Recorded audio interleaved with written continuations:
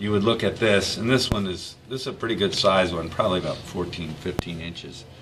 You would count, you would measure, like right there is 8 square inches. So if you got 8 there, probably another 8. Yeah, it's probably 15, 16 square inches right there. All right. So it's a pretty good size ribeye area. That's a pretty big one. All right. That's part of it. They would look at that, but they would also assess any of the defects in it. If you look at this, right, there's a little divot right here.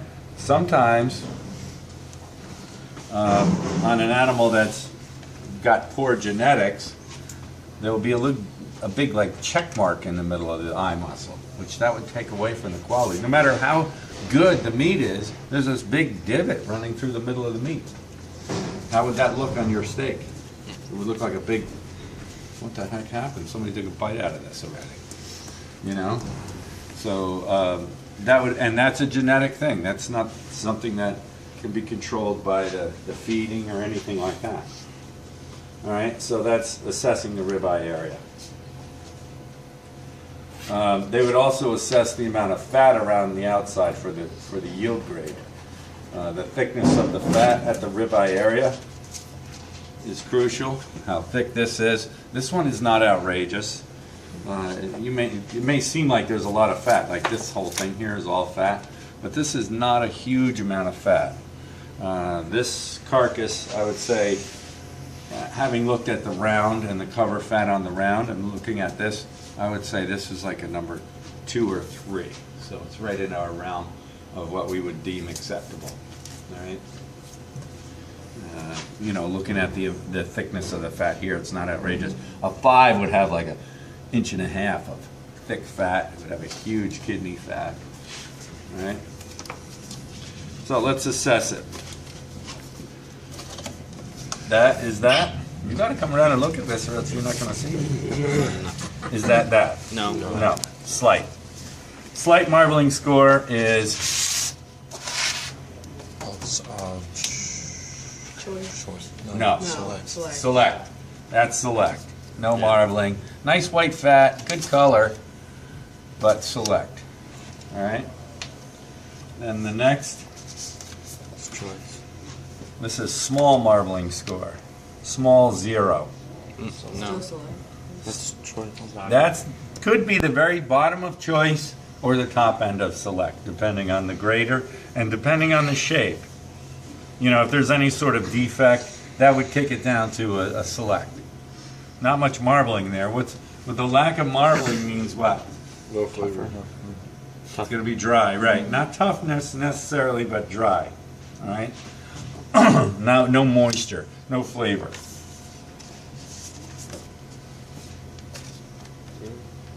That's a small 50. That's definitely choice. All right. Is that?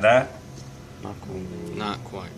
No. Look at all the extra marbling in here. There's a lot more in there. What's the next one look like? Well, that's what we're going into. So that's choice. That's the bottom end of choice. This is modest. Did we beat that? Yep. Yeah. Yep, we beat that too. This is where most of the certified programs begin. You know, when you buy certified Angus beef or anything like that, that's where that starts. This is the top 15% of beef starts here. So we're beating the top 15%.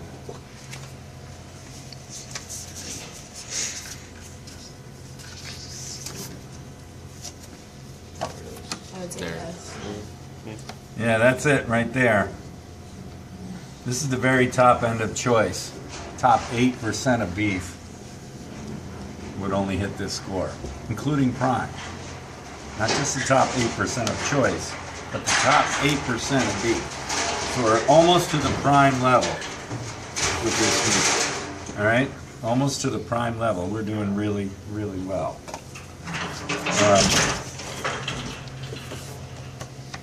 That's the bottom end of the prime right there. We're pretty close to that. Yeah. Not quite though, I don't think. We're pretty close. We're pretty close to prime.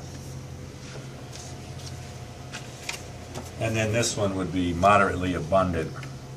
So that's really prime. You know, when I think of prime, I think of this. This extreme marbling score. See that? Right? So we're not quite to prime, but prime is only what percentage of beef? 3%. 3%. So we're like in the top 10, top 5 with this meat, which is a really, really good quality.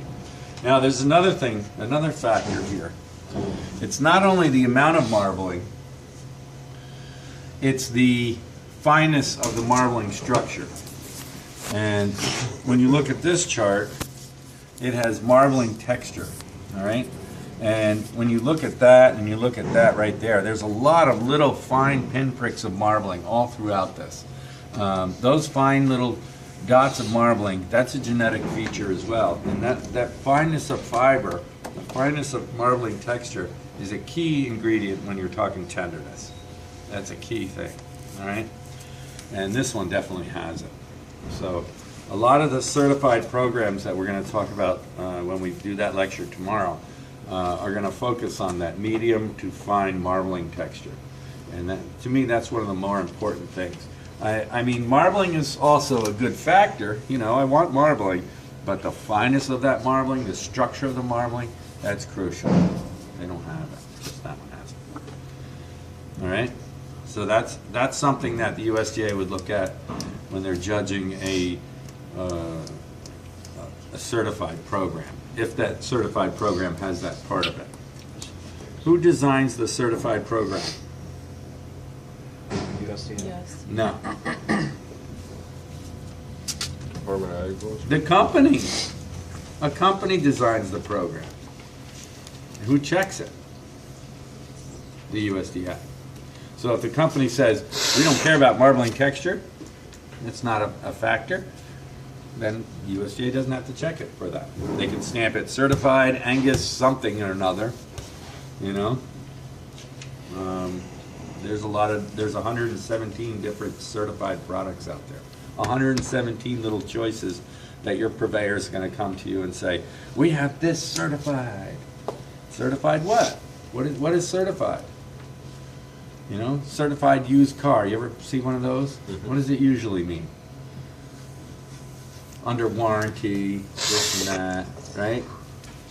Well, what if I certify your used car? Me, a butcher. It's certified that it rolls. That's a good one. Has tires. You know, that could be the criteria. So you have to look into it. You as a chef have to look into it. All right? But that's how we grade. These are the actual official USDA. Okay? Official. That was given to me by a USDA employee. Happens to be my old teaching assistant. He was a USDA inspector for 5 years. Now he's got his own consulting company. So, anyway, that's how we grade. The other factor would be the weight of the whole carcass would be looked at when we're grading. And the weight of this carcass was about 800 pounds, which leaves us about a 200-pound hindquarter, 200-pound forequarter, and now these. All right, so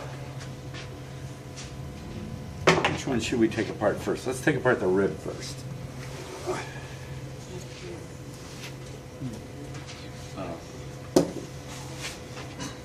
We need another tool.